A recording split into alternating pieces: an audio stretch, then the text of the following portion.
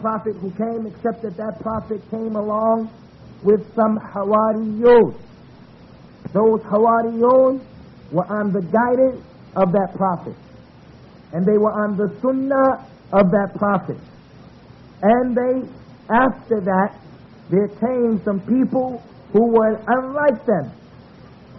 They started to say what they didn't do, and they started to do what they were not ordered to do. They started to say those things that they didn't do. They made claims, they said things, and they didn't do. And they started to do things that they weren't ordered to do. Whoever makes jihad against them with his hand, he is a mu'min. And whoever makes jihad against them with his tongue, he is a mu'min.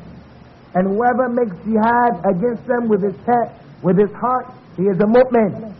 And everything other than that, whoever doesn't participate in these three types of jihad, there is not even a mustard seed or a mustard grain of iman in his heart after that.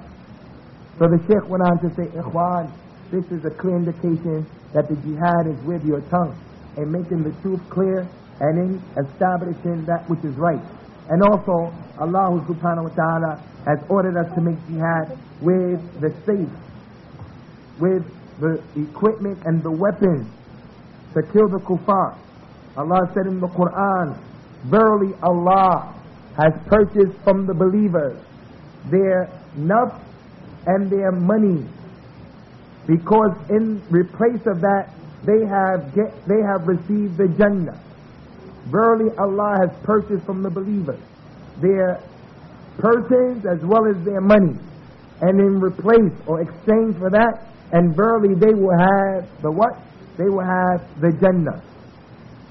The Shaykh went on to say, for this reason, Ikhwan, al-Islam, this different type of levels of jihad and types of jihad, al-Islam has organized them in a proper order to show you that each one is connected to the other.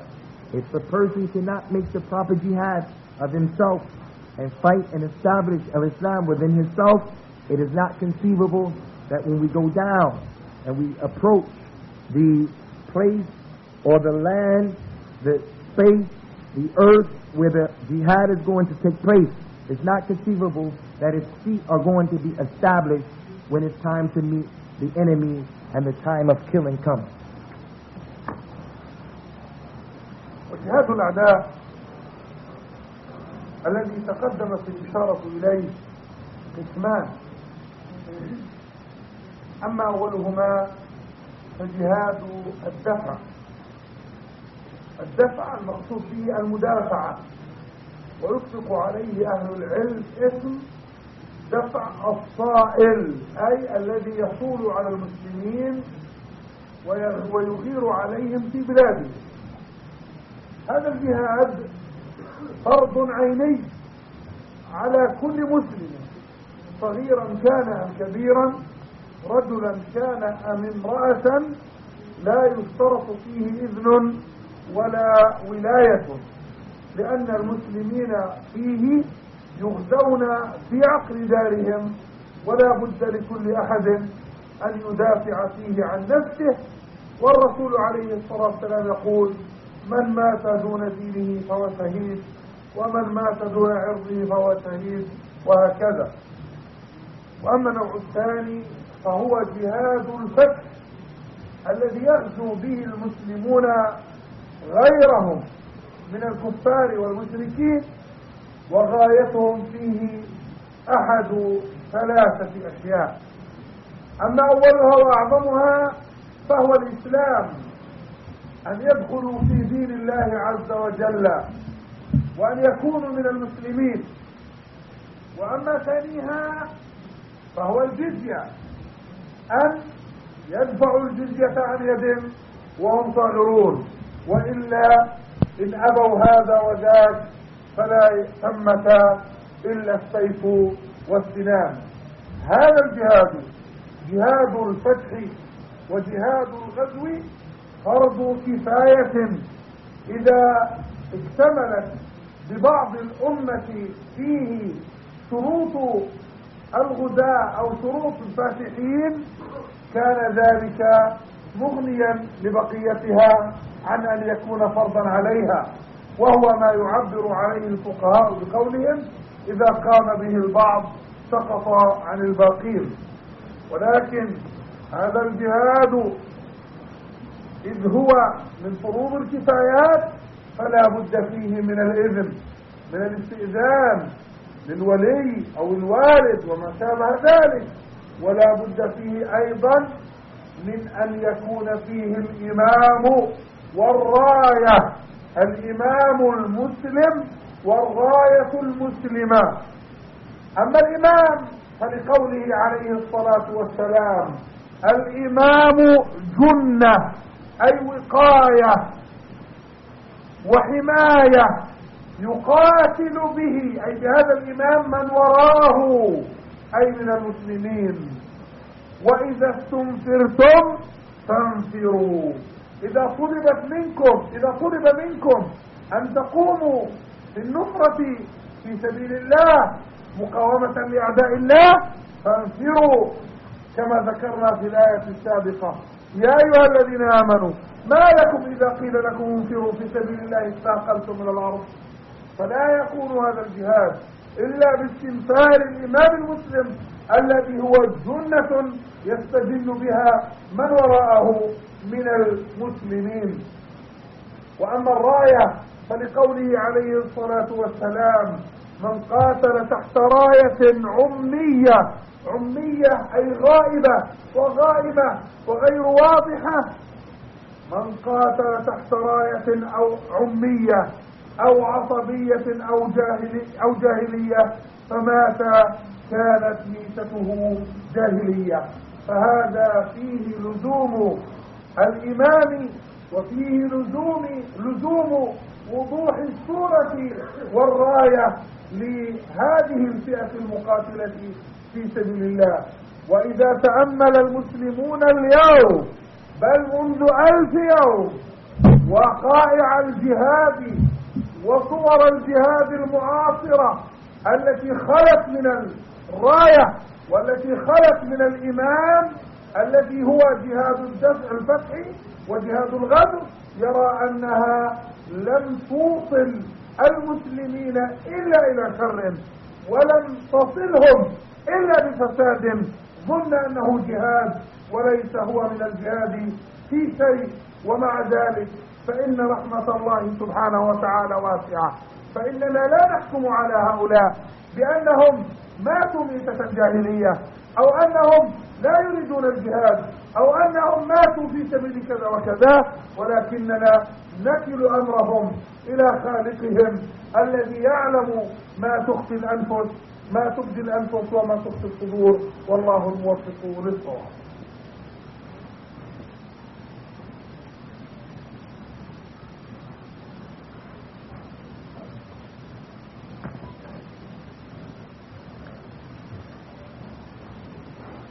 Now the Sheikh went on to say, brothers, that this jihad against these enemies of al-Islam, which has already passed and we've explained it,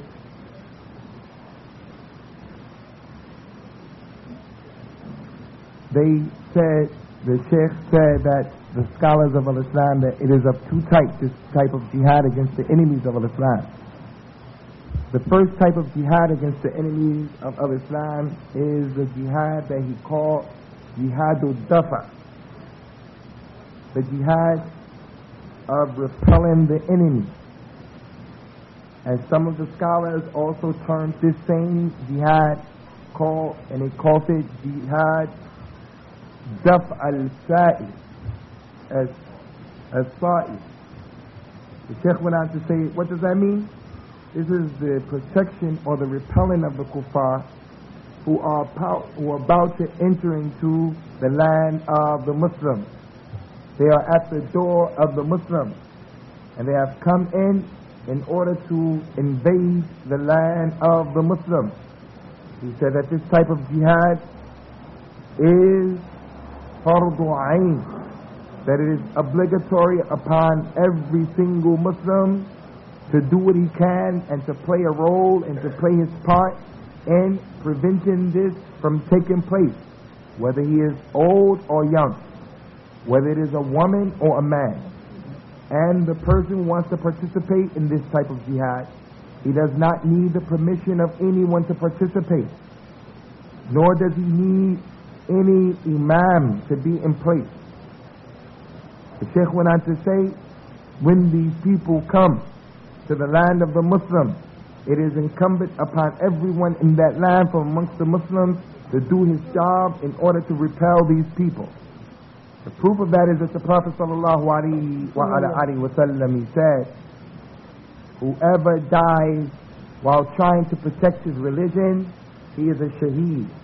And whoever dies while trying to protect his honor, he is a shaheed, and so forth and so on. So this hadith tells us that if the man was to protect his land,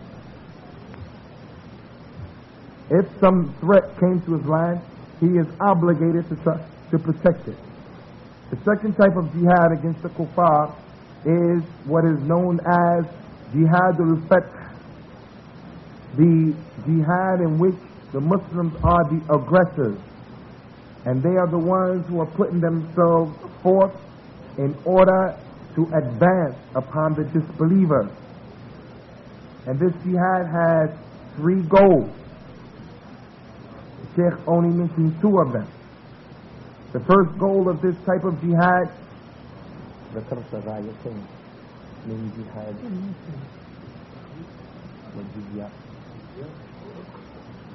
he said that the first rule or the first goal of this type of jihad is that we desire for the people to accept al-Islam. So we want these people to enter into the religion of al-Islam, so we make jihad against them in order to introduce to them the religion. The second goal of this type of jihad, and this type of jihad is what? The offenses, the Muslims being the aggressors, and not the Muslims protecting themselves. The jihad al-fath, the first goal of it is to make the people become Muslims. The second goal is the jizya, that we go and we advance upon these people and declare war against them with the desire of those people given the jizya and yadin wahum saghirun, and they are lowly. They give the jizya and they have no power and they are lowly. And this is the jihad when they refuse to give us the jizya.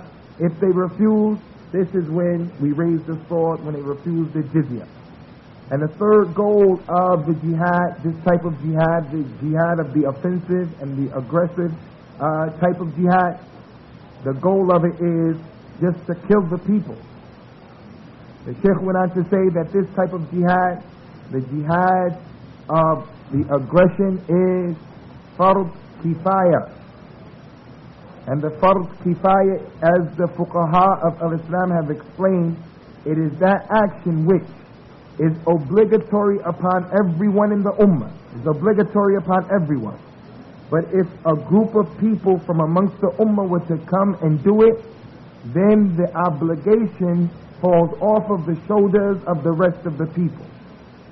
So therefore, if a few people were to come forth and they were to participate in this type of jihad, which is fardu kifaya, and it's the jihad of the aggressive movement of the Muslims, then it is not the responsibility, it is the blame or responsibility is raised off of the shoulders of those people who did not participate. So the Sheikh said this type of jihad, so you have to have the permission of your parents, and you have to have a leader from amongst the Muslims who is in place. There is no jihad that is the jihad of making the aggression except there is a leader from amongst the Muslims. And also you need the permission of your parents. You cannot go to that type of jihad and fight. You have to also have a flag or a group of people who you're fighting with from the Muslims.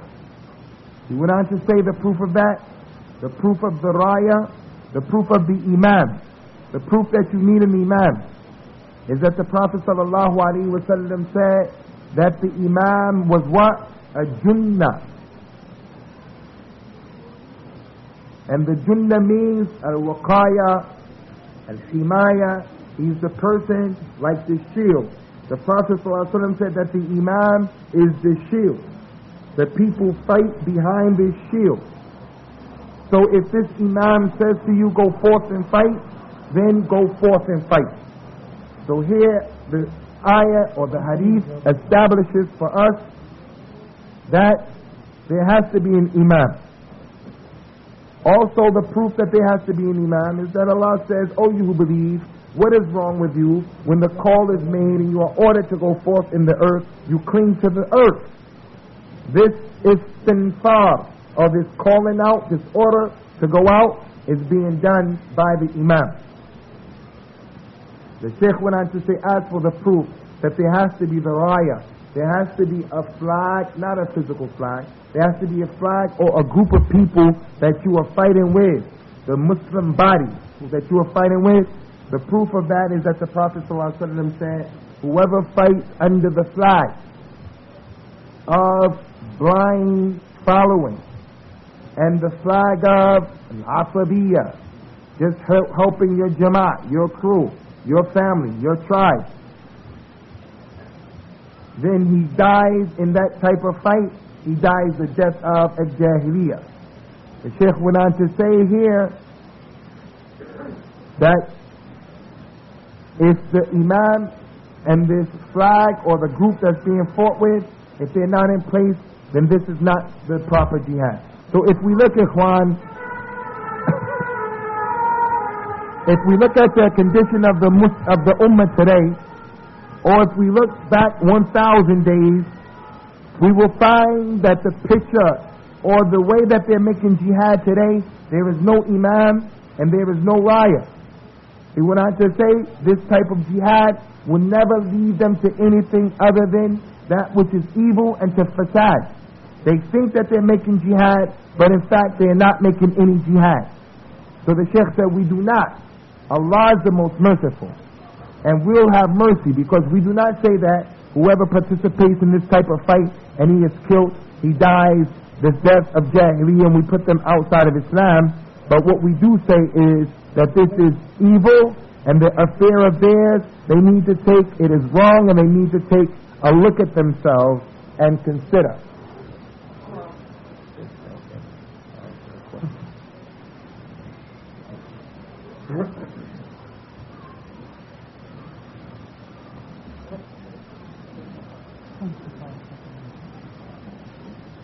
تفضل يا شيخ أبو أسامة.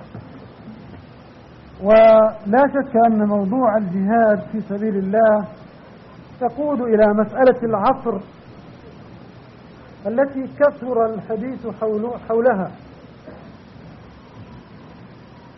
وأصبحت حديث الساعة بين الشباب المسلم، ألا وهي مسألة الحكم بغير ما أنزل الله، ثم قول الله تبارك وتعالى: ومن لم يحكم بما أنزل الله فأولئك هم الكافرون. وأقول كثر الكلام حول هذه المسألة في هذا العصر وفي غيرها من العصور من أناس خرجوا عن جماعة المسلمين وشذوا عن أفهام علماء الدين، وانتكست دعوتهم، فوجهوا سهامهم وسيوفهم إلى رقاب المسلمين بعدما عجزوا في الحقيقة عن مصادمة أعداء الدين. وفي ذلك يصفهم الرسول صلى الله عليه وسلم: يقتلون أهل الإسلام ويدعون أهل الأوثان، ولكي يجدوا غطاء شرعيا لأعمالهم بدأوا يبحثون ويرددون أن الذين نقاتلهم هم كفار، يستدلون بهذه الآية وبغيرها من الآيات: ومن لم يحكم بما أنزل الله فأولئك هم الكافرون. ونقف وقفات مع هذه الآية فنقول أن هذه الآية بمنطوقها ومفهومها تفيد العموم ولا تختص بفرد دون فرد من أفراد المجتمع، فإن من وما اللتين ورد ذكرهما في هذه الآية من ألفاظ العموم في معرض الشرط فأفادت العموم. ومعنى الآية على ذلك أن كل أحد لا يحكم بما أنزل الله فهو من الكافرين، سواء أكان حاكما أو محكوما أو غير ذلك. وهذا يعطينا عمق لفهم مسألة الحكم، وأنها لا تختص بالحاكم بل بكل مرء أو بكل امرئ استرعاه الله تبارك وتعالى رعية، فينبغي عليه أن يحكم دين الله فيها وأن يقيم شرع الله فيها. ولذلك عمم الرسول صلى الله عليه وسلم مسألة الحكم بما أنزل الله، وجعل كل إنسان راع قد استرعاه الله في رعية، فينبغي عليه أن يحكم شرع الله فيها. ألا كلكم راع وكلكم مسؤول عن رعيته. وقول النبي صلى الله عليه وسلم: المقسطون على منابر من نور يوم القيامة الذين يعدلون في أهليهم وولوا. إذن العدل مطلوب في كل ولاية سواء كانت صغيرة أم كبيرة. ثم ننتقل إلى أقوال أهل التفسير في هذه الآية الكريمة، وهي تنقسم إلى 5 أقوال لا خلاف بينها ولا تضارب فيما بينها ولا تعارض. القول الأول هو أن من حكم بغير ما أنزل الله جحودا فهو كافر، وإلا كان ظالما فاسقا. وهذا القول يروى عن عكرمة. والقول الثاني أنه كفر دون كفر، وظلم دون ظلم، وفسق دون فسق.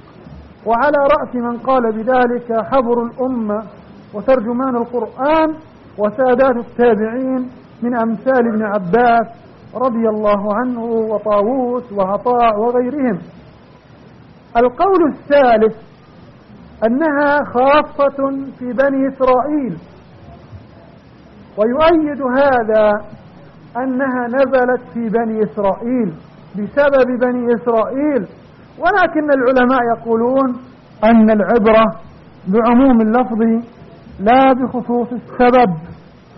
والقول الرابع أنها عامة، وروي ذلك عن حذيفة رضي الله عنه، فقد كان أبو مجلس عنده وذكر هذه الآية فقال إنها نزلت في بني إسرائيل، فقال حذيفة: نعم الأخوة لكم، لهم المر ولكم الحلو، مما يدل على أن من فعل فعالهم وصار على نهجهم وفعل كما يفعلون فأنكروا حكم الله جحودا واستحلالا فهو مثلهم. القول الخامس أن الكافرين في اليهود والظالمين في النصارى والمسلمين من لم يحكم بهم فساق. ولو رجعنا إلى هذه الأقوال لرأيناها لا اختلاف بينها، وأن الذي عليه السلف الصالح رضوان الله عليه هو أن الكفر المذكور في هذه الآية هو كفر دون كفر. وعلى رأس ذلك ابن عباس رضي الله عنه، ونقل الإجماع من الصحابة رضوان الله عليهم ابن القيم في مدارج السالكين.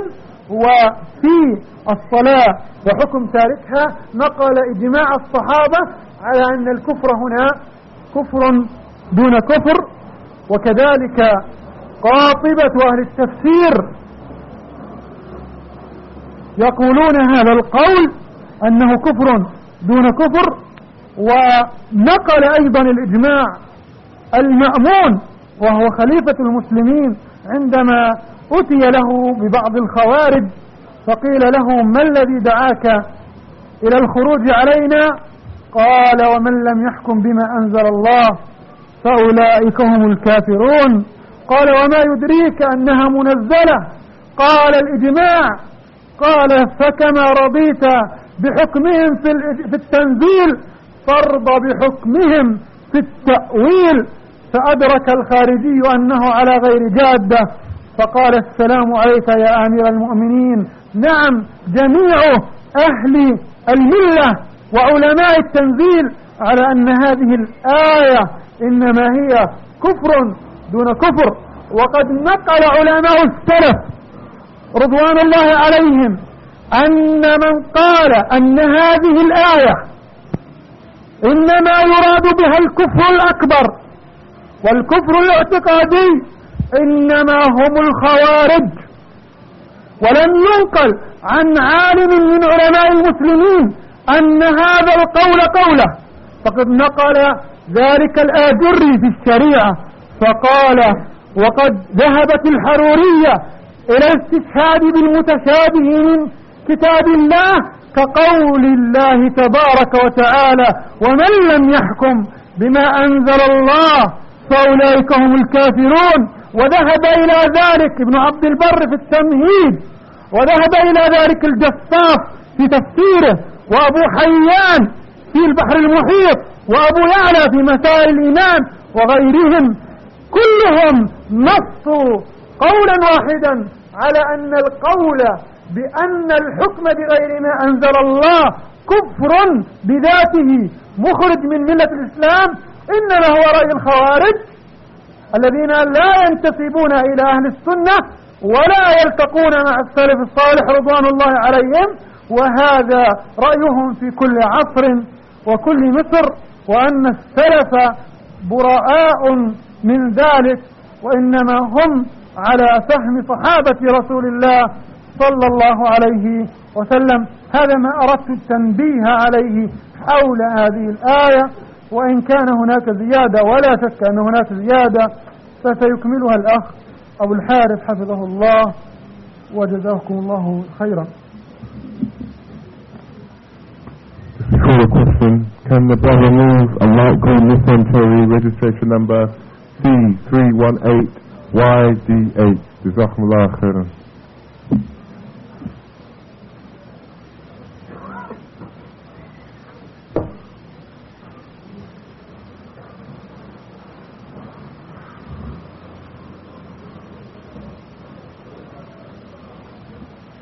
The Sheikh, brothers and sisters, made his last point, and he went on to say that this issue that we're talking about, this issue naturally would lead us to another topic, and it is a topic or an issue that we hear during this time that many people are speaking about it and they're discussing it. And it is the issue of judging and ruling by other than that which Allah has revealed, based upon the ayat in the Qur'an in which Allah subhanahu wa ta'ala said, and whoever does not judge by that which Allah has revealed, whoever doesn't judge by that which Allah revealed, verily they are the kafirun, or they are the disbelievers, because they didn't judge by what Allah revealed.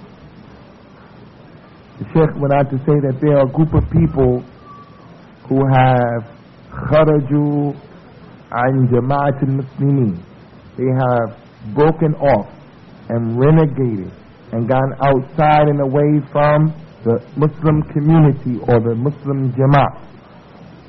And they have become the people who have shaddu an al-ulama. The ulama are saying one thing and they're saying a totally different thing.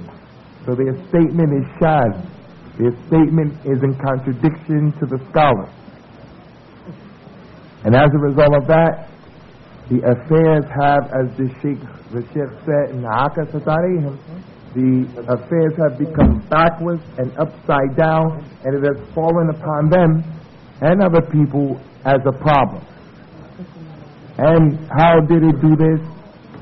What they did was their swords now and their statement and their fighting is against the Muslims now when they themselves found themselves unable to do anything against these people who they were saying, when they weren't able to repel the efforts of the real disbelievers, the real kuffar, the Jews and the Christians. When they weren't able to deal with them and they know they're not able to deal with them, they turn around and they come to the Muslims, and now they want to make their swords unsheathed and they want to fight the Muslims. The Prophet ﷺ has clearly told us and warned us about these people when he said, and he described them and he said about them, they will fight the people of al-Islam and they will leave the people of al-Awthan. They will fight the Muslims, the people of al-Islam, and they will leave the people who worship idols. The Sheikh went on to say,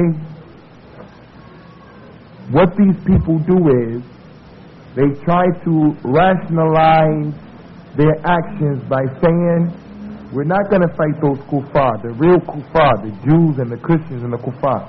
They say, yeah, we're going to fight these people who are Muslims. We're fighting them because they're not really Muslims. They're kuffar.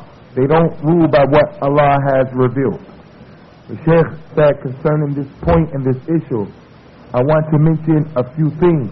We have some waqafat. We're going to stop and mention some things about this ayah. The first thing that Yarhamakallah, is that the ayah is general in its implication, in its mantuq and its mafhum. The implication of the ayah, what the ayah is implying, as well as what you understand from the ayah, is that the ayah is general. That the ayah, whoever does not judge, whoever does not judge by what Allah has revealed, then those people are the kuffar. This statement in this ayah is not specific for any particular person, but it is a general statement applying to anyone who fits the description of not judging by what Allah reveals.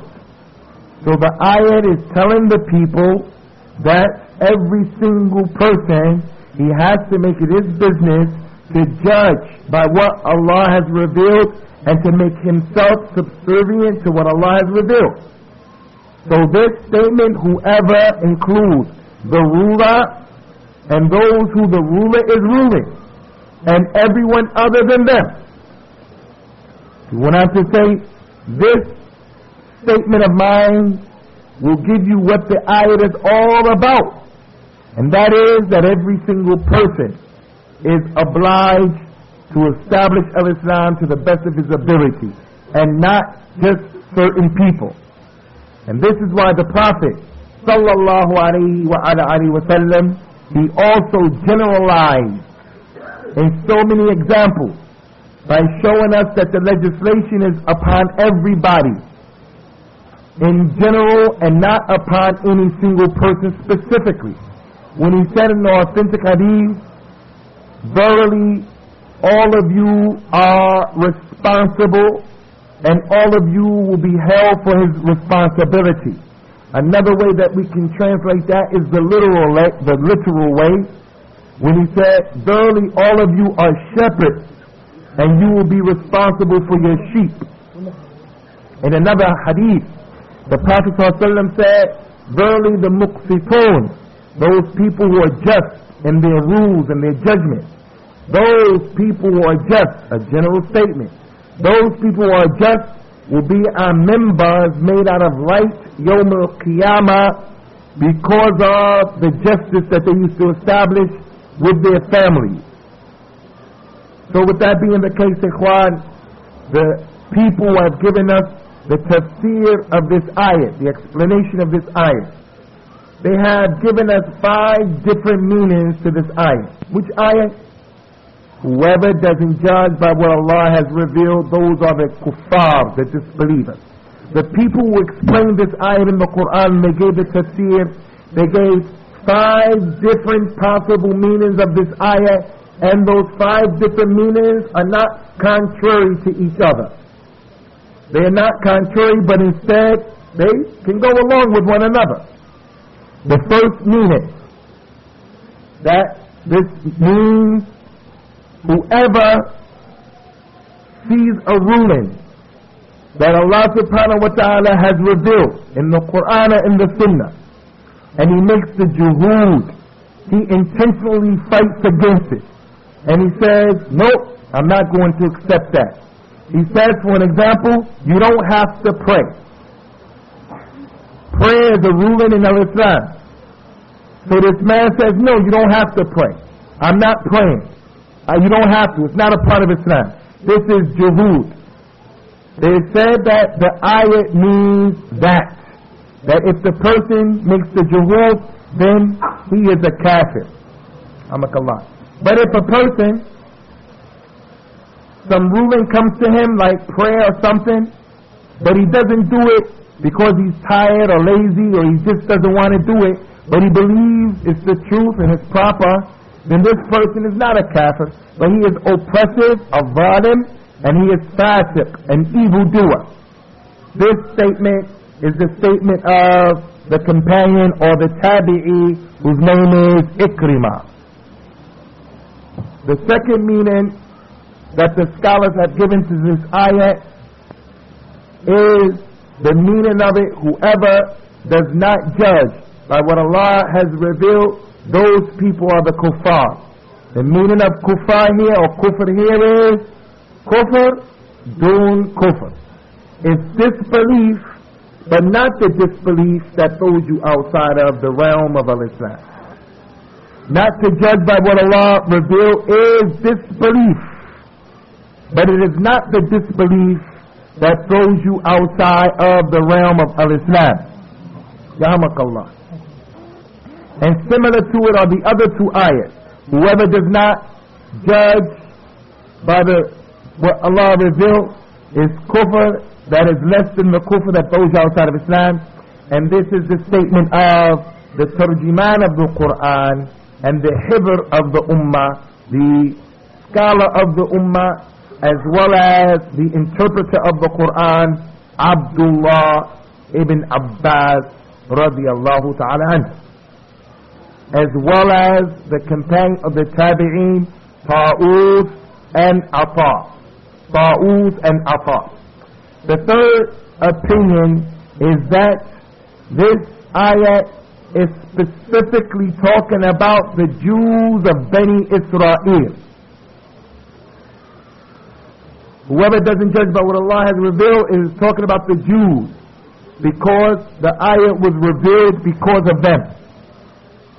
But the ulama of al-Islam say, no, this is not an opinion we can accept because of the principle that says that the ibr is with the amum al-lafz, that the benefit of the rules of al-Islam, the benefit of why this ayat was revealed, the benefit of why the Prophet said this, the benefit is not because of the specific reason why this thing was said or done, but it's because of the general statement.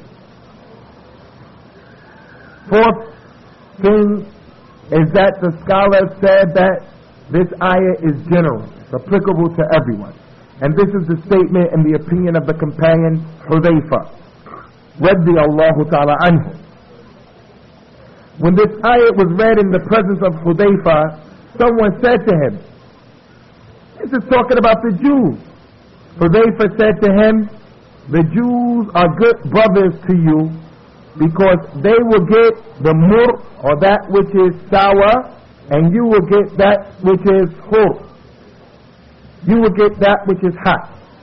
Meaning, what happened to them, you can learn from that situation. And the fifth and final example is, or statement or meaning is, that this ayah is pertaining to the Jews. Whoever does not judge by that which Allah revealed, it is talking about the Jews, and it is talking about the Christians and the evil ones from amongst the Muslims. So what the majority of the scholars say, Ikhwan, from those five statements is that the ayat is talking about the kufr that isn't really kufr. It is kufr, but it's not the disbelief that takes you outside of the ummah. And Al-Imam Ibn Qayyim rahimahullah ta'ala, he has said that there is ijma'. Ibn Qayyim radiyallahu wa rahimahullah ta'ala, he said that there is ijma' or consensus from the people of the past that the meaning of this ayat is kufr that doesn't take you outside of Islam, and he wrote that statement in his book Manhaj al-Salikin when he talked about the ruling of leaving off salah. And also when we look at the books of tafsir, this is the statement of Ibn al-Qayyim that it's ijma', consensus. And also when we look at all of the people who wrote the tafsir books, all of them say that the meaning of this is the kufr that does not take you outside of Islam. And there was even an ijma' that was supported by the Khalifa whose name is Ma'mun, the one who was persecuting the people. One time, Ma'mun, afallahu anhu wa anna, he was approached and he said to those people from the Khawarij who left and went outside of his rule, he said to them, why have you people rebelled against me and renegated? They said to him, because of the ayat, whoever doesn't judge by what Allah has revealed, verily they are the kuffar. So they were saying that you are not Muslim, Ma'mun. So Ma'mun said, how do you understand that? When the people who were revealed, it was revealed to, didn't understand it like that. You believe that it was revealed to the companions, but you want to understand it other than the way that they understood it? So that person who was from the Khawarij, when he noticed this argument of Ma'mun, how did he get this ayat? He got this ayat because the companions preserved it for him. So he believes in the ayat. He wants to use the ayat. So Ma'mun is saying you believe in the ayat from the ones who gave it to you, but now you don't want to follow their explanation of it. So that person who was from the Khawarij, upon seeing that, he left what he was doing and he came back to the Jama'ah.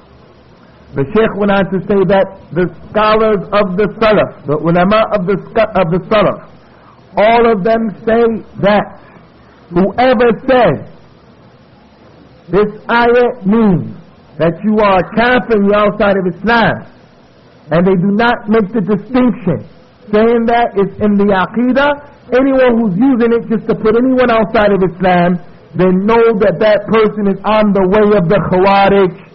And none of the major scholars, none of the ulama of the past, not one of them has ever said that the one who doesn't judge by what Allah has revealed is a kafir automatically just like that. And so the Shaykh went on to give some examples. And the first example that he gave was al-Imam al-Ajurri. In his book of Sharia, he made this statement and he said that those people who want to take this ayat, they want to take it from the mutashabihah, those ayats that are not clear, and they are from the people who like the Khawarij. Also, the famous Imam, al-Imam Ibn Abdul Barr, rahimahullah ta'ala, in his book At-Tamheed, which is the explanation of the book of al-Imam Malik, rahimahullah, he also said the same thing. And also al-Imam al-Jassar, in his book, which he gave the tafsir, and the ahkam of the Qur'an, he said in this book of tafsir that these people who say that, they are out and they are like the Khawarij. Also Abu Hayyan in his book, he also said the same thing. Also Abu Ya'la in his book Masail al-Iman, in this book Abu Ya'la rahmatullahi ala ulama al-Islam jami'a, he said that whoever uses this ayat to put people outside of al-Islam, all of them are on the characteristics of the Khawarij. And this is what I wanted to say now. And if there's any addition that's going to be said, or if there's anything that there's going to be a reply, which I'm sure there is going to be, then we'll deal with it later. Now my brother, the Sheikh, is going to give his last words, inshallah. Yes, Sheikh. أختم أيها الإخوة، أو نختم هذا المجلس المبارك إن شاء الله، الذي نسأل الله سبحانه وتعالى أن يجعله نورا وضياء في عيون وعقول أهل السنة، آمين، وشجا وشوكا في حلوق أهل البدعة، آمين.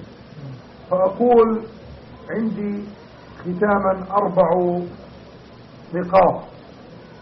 أما النقطة الأولى فأشير إليها بأن هذه المسألة خطيرة جدا، أعني مسألة الحكم بغير ما أنزل الله، وأن فاعلها والمتلبس بها متردد حاله بين الكفر والظلم والفسق عياذا بالله تعالى. وأننا إذ نتكلم في هذه المسألة ونركز حولها لا نفعل ذلك دفاعا عن طاغوت أو مجادلة عن ظالم أو تبريرا لفعل فاسق أو تسويغا لجريمة فاجر، وإنما نعمل ذلك لشيئين اثنين: أما الأول بيانا للحق ووضعا له في موضعه اللائق به دون تجاوز قدره. أما الأمر الثاني فلما أنشأ الانحراف في هذه المسألة من ويلات وشرور ومصائب دهمت الأمة في عقر دارها وأرجعتها إلى الوراء عقودا إن لم نقل قرونا، إلا أن يتغمدها الله برحمته. فمن فهم هذا وأيقن به واطمأن به عرف الحق وعرف أهله، ومن لا فلا يسعنا إلا أن ندعو الله له بالهداية فإن كان مستحقها، وإلا فالله يأخذه أخذ عزيز مقتدر.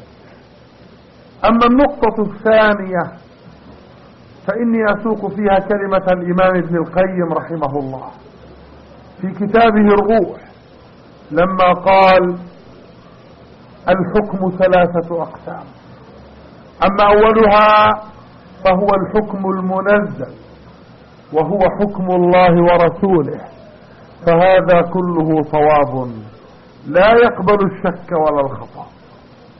ثانيها الحكم المؤول وهو حكم الأئمة والمجتهدين، فمنه الخطأ ومنه الصواب، للمخطئ فيه أجر وللمصيب فيه أجران.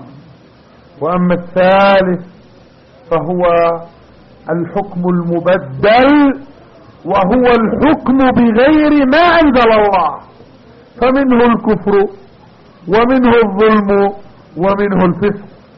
فلو كان ذلك على وجه واحد لما كان مثل هذا التأصيل ومثل هذا التفصيل من هذا الإمام السلفي الأصيل. أما النقطة الثالثة فما أجمل كلمة الإمام أبي حاتم الرازي، وهو من كبار أئمة السنة والحديث، حيث قال: إن من علامة أهل البدع الوقيعة في أهل الأثر، فإننا لنعلم أن أناسا كثيرين ستحمر أنوفهم لهذا الحق الظاهر البين، وسوف يجدون الشيطان يؤزهم أزا كما قد فعل من قبل ويفعل الآن وسيفعل إلا أن يتوبوا. سيقولون هؤلاء مرجئة، سيقولون هؤلاء يدافعون عن الحكام، سيقولون هؤلاء كذا وكذا، ونحن نعلم الحق ونعلم من أنفسنا أننا الحق، ويكفي أننا ولله الحمد لا نخرج عن كلام أئمة السلف الصالحين الماضين، ولا نجاوز كلام أئمة العلم الحاضرين المعاصرين، بينما هم كل واحد منهم مهما كان صغير العلم قليل الفهم شحيح الذهن فإنه إمام بنفسه، ينظر ويؤصل ويكفر ويضلل، يحكم على هذا بهذا ويحكم على ذاك بغيره، هكذا من غير هدى ولا ورع. ووالله لو حققتهم في معنى الإرجاء وضوابطه واشتقاقه وأصوله وأنواعه وفصوله وأي شيء منه لما عرفوا ولا احتاروا وماروا وضلوا وأضلوا وما سبب ذلك إلا فساد ما هم عليه من أصل الاعتقاد والنظر والعياذ بالله. وهذا يجعلنا ننبه إلى نقطة أخرى، وهي أن هؤلاء في طعنهم وغمزهم وجرحهم إنما يتكلمون من برج عاجي، ومن عجب أنهم غالبا أن أغلبهم إنما يتكلمون ذلك في ديار الكفار وفي بلاد الكفار، حيث يتنعمون بأموالهم ويتغذون من أطعمتهم ويتلذذون بمساربهم، ثم يريدون رفع علم الجهاد، ثم يريدون إقامة الحجة على العباد. أنا أصف هؤلاء بأنهم صارون من الزحف، فليتوبوا إلى الله وليرجعوا إلى الساحة الحقيقية التي فيها الجهاد الحقيقي. أما أن يكونوا ها هنا فإن كلامهم هذا كله لن يكون إلا حبرا على ورق، لن يكون فيه بركة ولن يكون فيه خير ولن يكون فيه ثمرة، لذلك سيموتون وهم أحياء كما مات من قبلهم وهم أموات. أما النقطة الرابعة الأخيرة فإنني أعلم أن لهؤلاء شبها وأن لهم إشكالات قد يضعونها في أذهان بعض الشباب الضعفاء في العلم، الضعفاء في المعرفة والفقه، فإذا بهم يظفرون منهم ولو بشبهة ولو بإشكال. وهذه الشبهات بحمد الله كلها معروفة، من أهمها ثلاث قضايا. القضية الأولى بعض النقول التي ينقلونها عن الإمام ابن كثير والشيخ محمد بن إبراهيم ومحمود شاكر وأحمد شاكر وكذلك الشيخ ابن عثيمين والشيخ ابن باز. وهؤلاء لو أنهم جمعوا كلام هؤلاء العلماء وأتقنوا فهمه لعرفوا أن هؤلاء جميعا لا يخرج كلامهم عن شيئين. أما الأول أن كلامهم موجه إلى الفعل من حيث هو فعل، لا إلى أن من تلبس بهذا الفعل فهو مبني عليه الوصف بالكفر أو قائم عليه الوصف بالكفر. هذا هو الأمر الأول. أما الأمر الثاني فإن كلام هؤلاء العلماء جميعا إنما يتكلم عن قضايا تفضيل الشرائع المخالفة لأمر الله على شريعة الله، وهذا ملحظ اعتقادي قد غفل عنه هؤلاء في غمرة انشغالهم بإقامة دولة الإسلام سواء في بريطانيا أو في فرنسا أو هنا وهناك. أما الأمر الثاني فهو شبهة الاستبدال أو التبديل، وهذه في الحقيقة شبهة واهية باردة جدا، لو تأملوا فيها لعرفوا أن كل عاص هو مستبدل. فالذي شرب الشراب المباح الحلال فإنه قد أقام شرع الله، ومن استبدله بالخمر والسم فإنه قد حكم بغير شرع الله. فهل يكون كل عاص مستبدلا وكل مستبدل كافرا؟ إن هؤلاء يقولون وهم لا يعلمون أنهم بما هم عليه إنهم إلا سائرون على ما سار عليه أفراخ ذي الخويصرة التميمي. أما النقطة الثالثة فهي مسألة التقنين، فقالوا بأن هنالك فرقا بين المعصية وبين تقنين المعصية.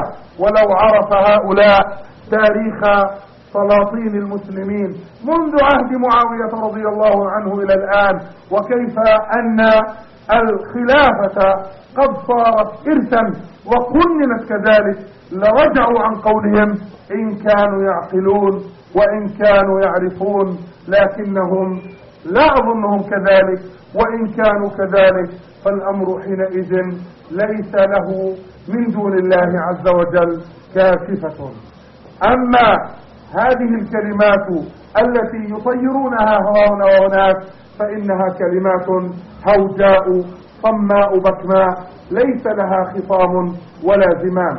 وإنني لا أعلم أن بعضا منهم قد يستدل برسالة الشيخ محمد بن إبراهيم رحمه الله تعالى المسماه بتحكيم القوانين، ولو أنه عرف كلامه الآخر الذي وضعه في 6 مواضع من كتابه الفتاوى كله على وجه التفصيل في هذه المسألة والتأصيل لرجع إن كان من الذين يرجعون إلى الحق. لكن هؤلاء أهل البدع قل منهم من يرجع إلى الحق إلا أن يشاء الله تبارك وتعالى. ولقد سئل الشيخ عبد العزيز بن باز حفظه الله تعالى وجعله نورا لأهل السنة ونارا على أهل البدع وعلماءنا وعلماء المسلمين أنه قيل له ما رأيك في من يستدل بكلام الشيخ محمد بن إبراهيم في مسألة التكفير؟ فقال: محمد بن إبراهيم بشر، وابن تيمية بشر، وابن كثير بشر، وكلنا بشر، والحق إنما يعرف بدلائله لا بقائله. فهؤلاء يأخذون ما يشاءون عندما يكون لهم ويتركون ما يشاءون عندما يكون عليهم. وها هنا بحق لا بتلبيس وبصدق لا بتدليس تأتي كلمة الإمام الجليل التي رواها الإمام الدارقطني في سننه، كلمة الإمام وكيع بن الجراح الرواسي: أهل الحق يقولون ما لهم وما عليهم، وأهل الأهواء والبدع لا يقولون إلا الذي لهم ويكتمون الذي عليهم. والأمر كثير وكبير وطويل. هذه نخبة منه ونفحة منه هي إن شاء الله كفاية لمن يريد الحق ولمن يبتغي الحق. أما من لا يفكر بعقله وإنما يفكر بحماسه، أما من لا ينظر بعينيه إنما ينظر بعاطفته، فلن يفيده كلامنا كله ولو زدناه أضعافا مضاعفة. لن ينفعه ما نقول ولن ينفعه ما يقول كبراؤنا من قبل ومن بعد. فلذلك فليكثر من الدعاء وليكثر من التضرع والابتهال حتى يهديه الله عز وجل إلى سواء السبيل. نسأل الله سبحانه وتعالى أن يثبتنا وإياكم على الحق المبين، وأن يجعلنا من أهله والداعين إليه والذابين عنه، إنه سميع مجيب. وآخر دعوانا أن الحمد لله رب العالمين. Our Sheikh Abu al-Harith Ali Hassan, he said, I'm going to complete this majlis that we have, inshallah, this blessed majlis, inshallah, this majlis in which we ask and pray to Allah to make it a majlis of light, of nur, and to make it a majlis of diya, which also is a type of light for Ahl Sunnah, and to make this majlis a majlis which is a thunderbolt, which is a cause of sorrow for the people of bid'ah. He said, I want to complete this by making 4 points only. The first point is that we need to understand that this issue is a very dangerous issue, and that the one who is falling into it and he is making it his business to be a part of it, he is a person who is between disbelief himself and between oppression as well as fisq, which is evil. And when we talk about this issue, I want you people to understand that when we talk about it and the way we talk about it, we're not saying the things that we're saying in an attempt to try to defend the Taghut or the oppressor, nor are we trying to say what we're saying in an attempt to give an excuse and to rationalize the behavior and the actions of a fasiq. Nor are we trying to make you think that it's okay, these crimes that some of these people are making, these man who is a fajr. This is not why we're saying this. He said, but what we coming here to do, the reason why we say what we say and we've taken the position that we've taken and we understand what we understand, is because of A, we're only talking about it this way because we're explaining the truth without going beyond the bounds of the truth. He said, number 2, because this issue itself is an issue in which it has been the cause of much destruction and much sorrow and many, many problems and catastrophes that have befallen the Muslims. And it has caused the da'wah and the Muslims to go back years and years and to redo and undo the efforts that were already realized by the people who went before us. Anyone who understands our intention is other than what I've just put forth, then all I can do is make dua for you. All I can do is ask Allah subhanahu wa ta'ala to take you off of your hawa and to help you to be a person of sincerity. And if Allah chooses, He gives you that guidance of my dua. And if He doesn't choose, then I ask Allah to do with you what He sees as being the most appropriate. That's the first thing. The second point of the 4 points that I want to make in closing off is that I want to mention to you the statement of Ibn Qayyim rahimahullah ta'ala in the book that he wrote called Ar-Ruh, or the soul. He wrote a book about the soul, and he said that the hukum or the ruling is of 3 types. Al-hukum or the ruling is divided into 3 types. There are 3 types of ruling. The first hukum is the hukum that Allah subhanahu wa ta'ala sent down. And it is the hukum of Allah and His Messenger sallallahu alayhi wa sallam. He said that this rule or this hukum is sawab. And there is no doubt that it is correct.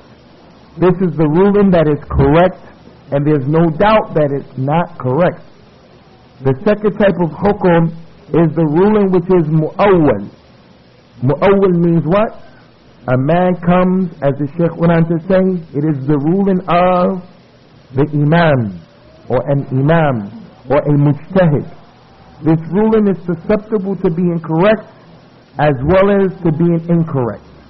The man who gets it right, his ta'wil is correct, he'll get 2 rewards, and the one whose ta'wil is wrong, he'll get 1 reward. So the second ruling is the ruling of the hukum that is mu'awwal. It comes with a ta'wil. Maybe he's right, maybe he's wrong.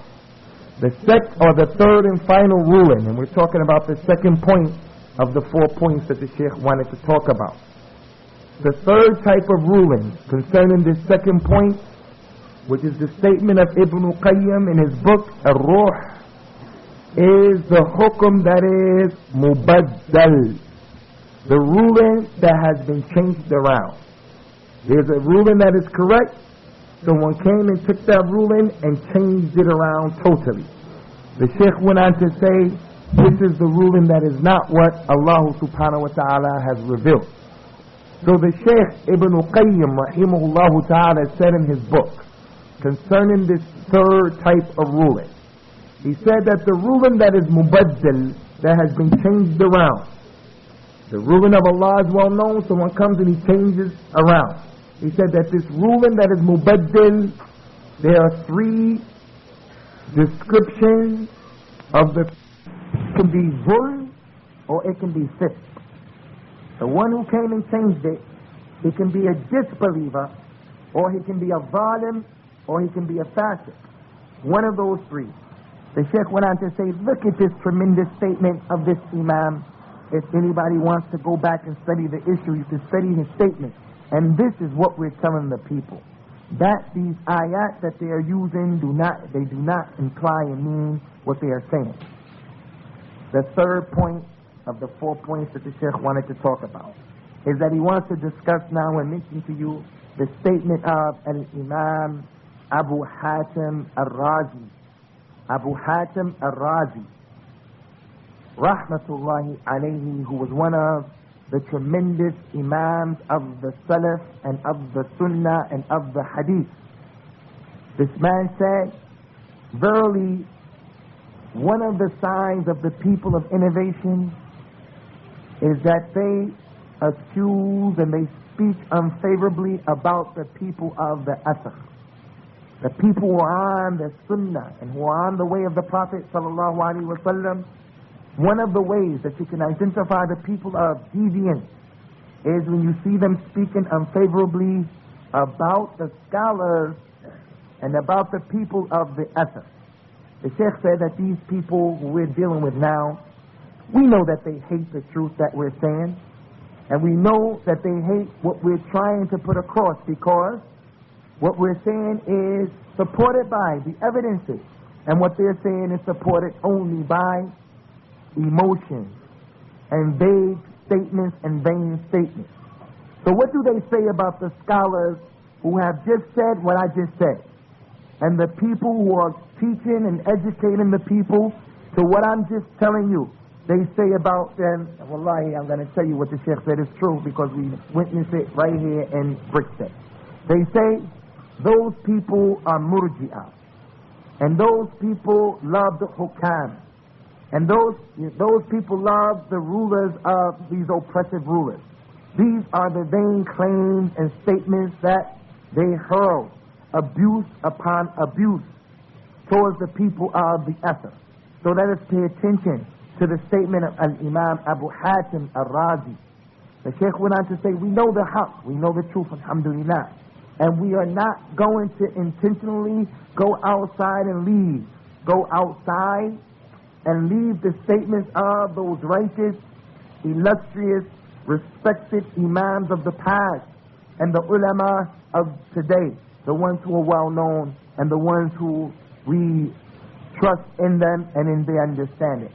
And these scholars of today and of yesterday, no matter how much knowledge he has, or no matter how little the knowledge they think he has, he by himself and alone, he is an imam who can be taken from and benefited by.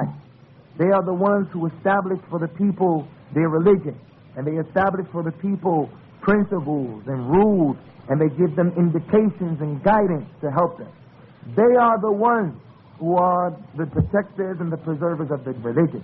Whereas when you come to the people, these people who are hurling the abuses upon them, if you were to take the issue of al-irja, they accuse some of the scholars of being murji'ah. If you were to take the issue of al-irja, and you were to begin to discuss with these people who claim that our scholars are murji'ah, if you were to begin to discuss the principles of irja, and the rules and the regulations of the irja, and the belief systems of the irja, as well as the defined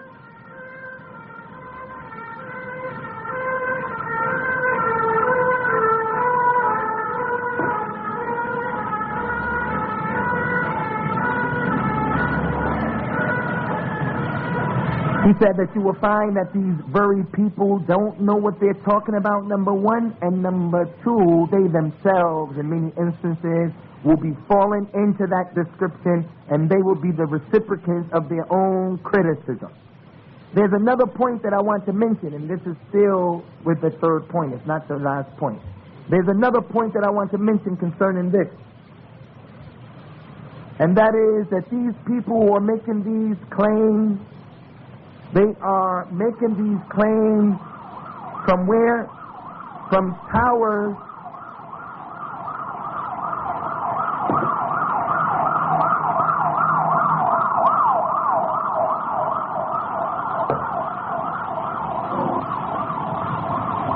He said that they are making claims from towers that are built upon high, far, far away from the real jihad. You always find them coming to the place where the kuffar live, where they are maxing and relaxing and enjoying the money of the kuffar and the food of the kuffar and the drink of the kuffar and dressing like the kuffar. In my opinion, they have run away from the battlefield. They are the ones who have forsaken the battlefield, and they have run away to safety and to the sanctuary of the disbelievers. I say to them, if in fact you are brave and you are true and sincere about what you're saying, then come back, meaning go back to the Muslim land. Then come back to the land of the battlefield. Your speech, all it is ink on a piece of paper. It's only ink on a piece of paper. And you will die while you're living. Just as those people who have already died were dead while they were living. The last point that I want to make, the very last point is that I realize that these people are people who rally around certain shubahat and ishkalat. Shubahat are those issues that are ambiguous and they're not clear. And the ishkalat are those issues that you may have the tendency of understanding them the wrong way. So these shubahat, what they do is, they come to this country and they come around young brothers, the shabab who are weak, who don't themselves know a lot about real Islam, the knowledge of al-Islam. People who have good hearts, but they have not really been introduced to the sciences of al-Islam. They don't really know what and how to make decisions. They have not been blessed with the tools and the utensils which will allow them to weigh the statements of people and to weigh the ideas of people to come out with the proper results. He said that these shubahat, they are well known. They are well known to the real students of knowledge, not to mention the scholars. One of those shubahat, one of those issues that these people use to mesmerize the young brothers, is some statements that they find here and there that have been recorded from some of the scholars of al-Islam. Like the Imam Muhammad Ibrahim, or like al-Imam Ahmed Shakir, or like al-Imam Ibn Baz and Ibn Uthaymeen. They'll find a statement by these imams over here, over there, in this book or that book. Then they come back and they say, look what the imam said. The Shaykh Quran just said, and when you actually look and you study the statements of these imams are talking about what? Any time they talked about these issues, you will see them giving general descriptions and not specific descriptions, explaining the general rule of the person who does this and that. Another thing is, they do not say that the action, they are not talking about the person who does the action. They are talking about the action itself. So how are they going to use that in order to support and say, look what Imam so-and-so said, when in fact he's talking about something else? Another shubahat or one of these statements or issues that these people use was something that honestly I'm not even going to try to translate because I lost the flow of the Sheikh's chain of thought. So I just can promise you people that inshallah will listen to the tape. Anybody wants it, maybe we'll get it typed up or something. But we do promise you, you're going to get the second one. The third one is the shubha of al-istibdal. Al-istibdal is similar to the statement of what Imam Ibn Qayyim said, where you change it around. So what they say is, or the Shaykh said, Yahamakallah, he said it's every single person. He said you need to understand that every single person who disobeys Allah, he is making istibdal. And again, istibdal is to change something. He said everyone who makes a mistake and who sins, he making istibdal. For an example, the one who goes and he drinks a drink that is pure, good, and halal, and then he forsakes that, and then he goes and he changes that. He turns that upside down, and he drinks a drink which is haram like khamr. He has made istibdal. Do you say that that man, simply because he changed this for that, automatically he goes outside of al-Islam? Likewise, the one who was ruling, he may change this for that, but you can't just say that he goes outside of al-Islam until you establish the argument upon him. These people, in fact, are like, they are only small babies of their father, Dhu Khuwaysira, who was the man that the Prophet ﷺ said that the Khawarij was going to come from his loins, when he grabbed the Prophet by his collar and said, ﷺ, "Hey Muhammad, give me some more money." So the Prophet ﷺ gave the man some more money, the man went away. The Prophet ﷺ said there's going to be a group of people who come out of that man's loins. They will go in and out of the religion, just like the arrow goes in and out of the game. The Sheikh said the people who are making these claims are the afrakh, or the chicks or the children of Dhu Khuwaisara at-Tamimi. Finally, Ikhwan, the Sheikh said the last point that they hold on to, that they come to the young brothers and they try to fool the young brothers and mesmerize them with, is that they try to say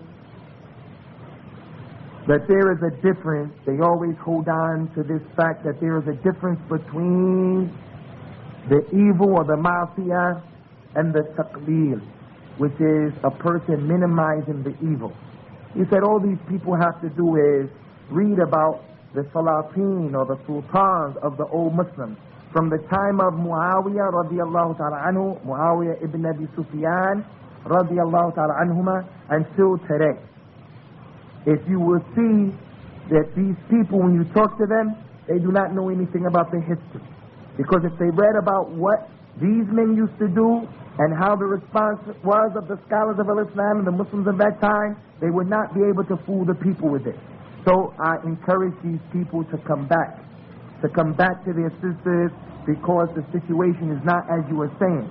These statements that you were screaming about and these vague, empty slogans that you are throwing around and that you are taking from here and from there, they have no benefit whatsoever. Not to you and not to other than you, not in this life and not in the next life. He went on to say that there is a book or a risala, a small treatise that was prepared by the Imam Muhammad Ibrahim rahimahullah ta'ala. He called this book Tahkim al-Qawaneen, and he talked about the ruling of us using these people's judicial system to come to conclusions. He wrote about that. He said that these people in this book, they always use some of the general statements of the Sheikh Muhammad Ibrahim rahimahullah, in which he was very harsh on the people who judge by other than what Allah revealed.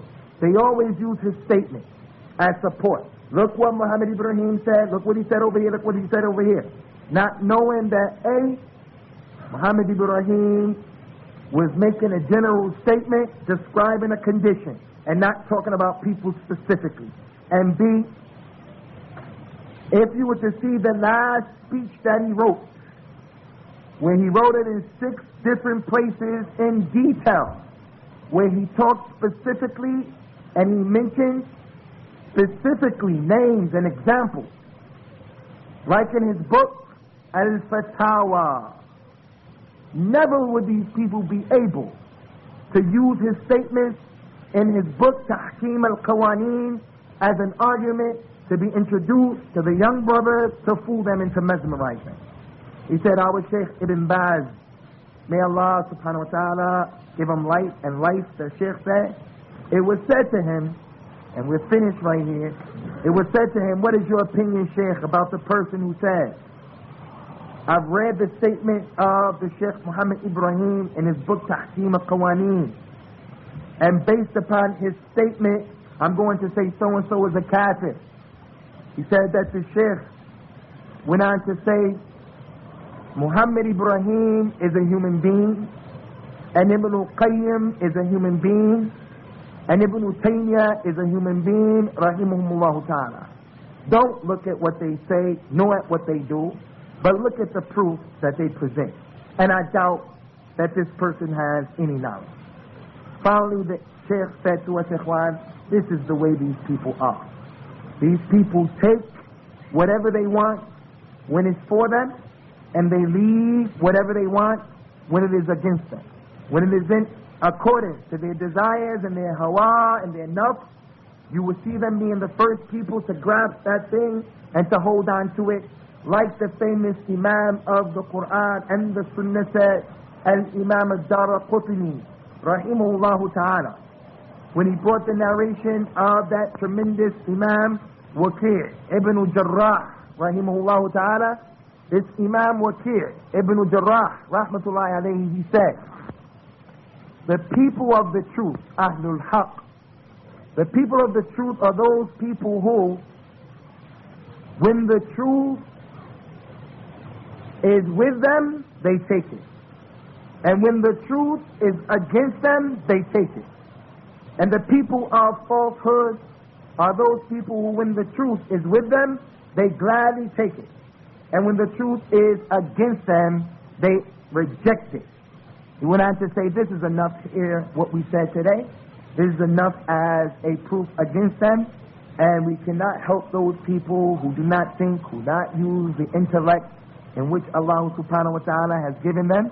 This mind in which Allah subhanahu wa ta'ala has given all of us. We're going to be questioned for it. Our speech won't help them, nor will the speech of the big ones from amongst us, meaning the scholars and the people who are presented us. All we can do, ikhwan, is make supplication for those people and ask Allah subhanahu wa ta'ala to guide them and to increase us in our guidance. And then the Shaykh went on to make dua to Allah subhanahu wa ta'ala.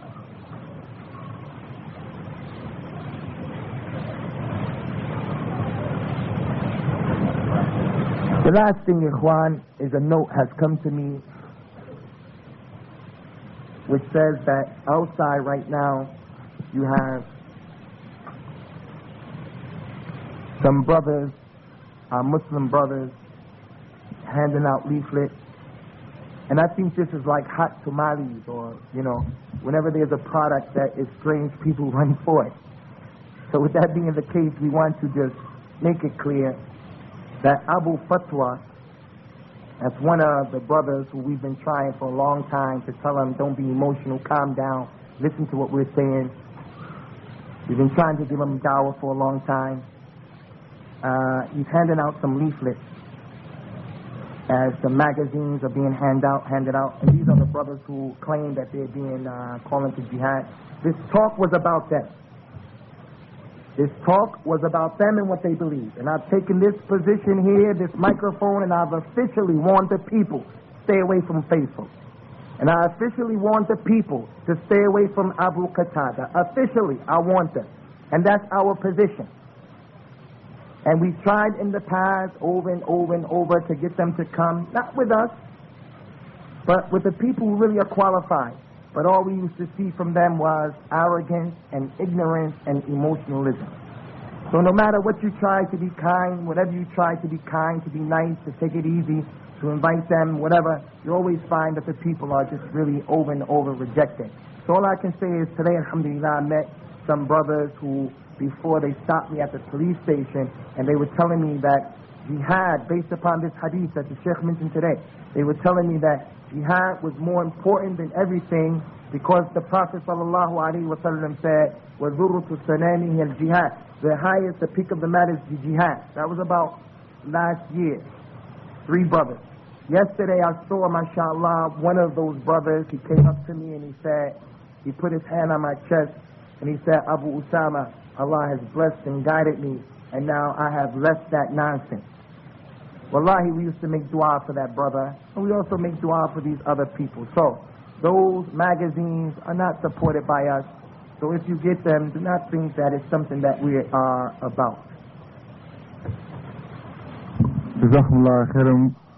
In 5 minutes we're going to pray Asr. In 5 minutes we're going to pray Asr. So, the brothers have got some time to make wudu. Jazakumullah khairan.